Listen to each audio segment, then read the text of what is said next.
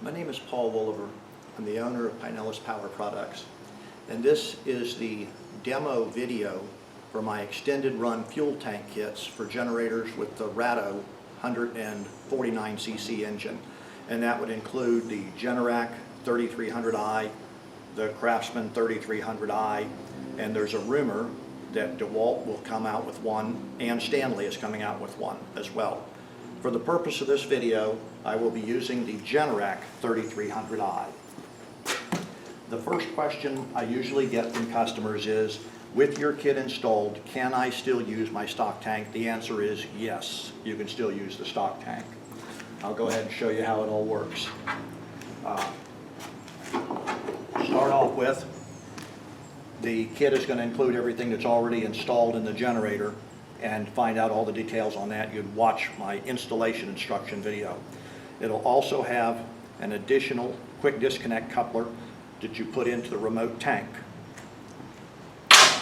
And it'll have a hose to connect the remote tank to the generator. The hose that connects the remote tank to the generator will have an arrow on the prime bulb showing the direction of fuel flow. The connector that goes to the generator will also have an arrow showing the direction of fuel flow. The end that goes to the tank itself will have an icon of a fuel tank and an arrow showing the direction of fuel flow. So in order to run the generator, real quickly, we'll hook the fuel tank in to the fuel tank. If your fuel tank has a manual on-off valve, you'll move the on-off valve to the on position.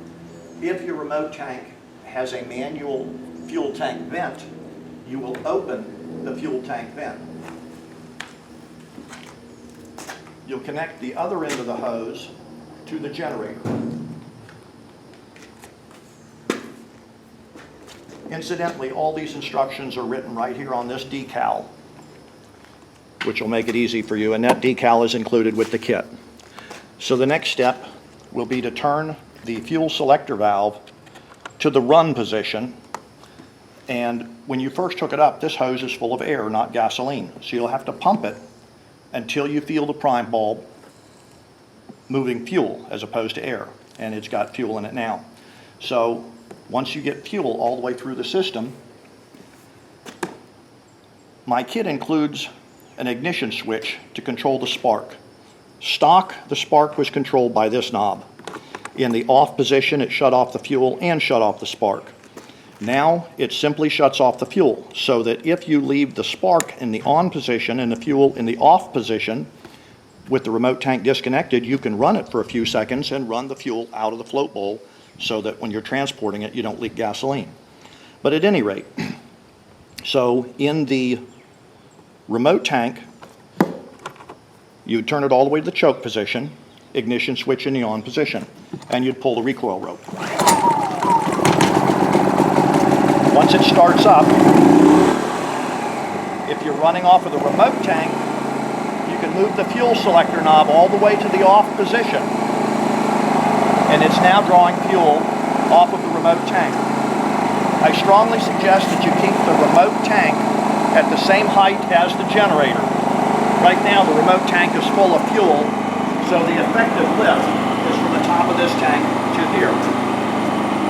If you're using a small 6-gallon tank, you're going to want them both to be on the ground next to each other.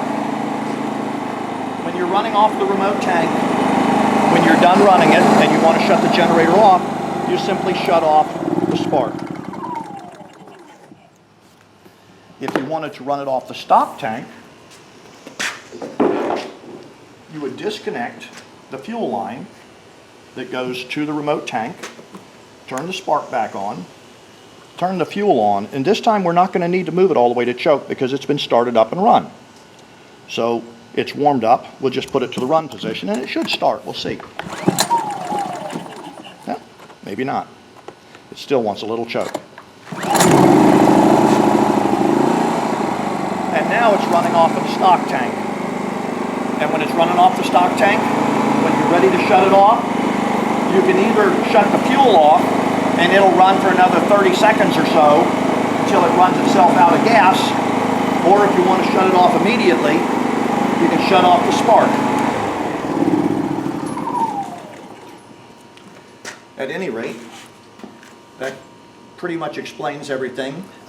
If you are watching this on YouTube and you'd like more information, if you look below in the video description, you'll see a link to my website. When you go to my website, you can go to the page on this product and it'll list all the information that you may want. If you have need for more information, my phone number and email is listed on my website. You can contact me that way. That should just about cover it. I thank you for your time.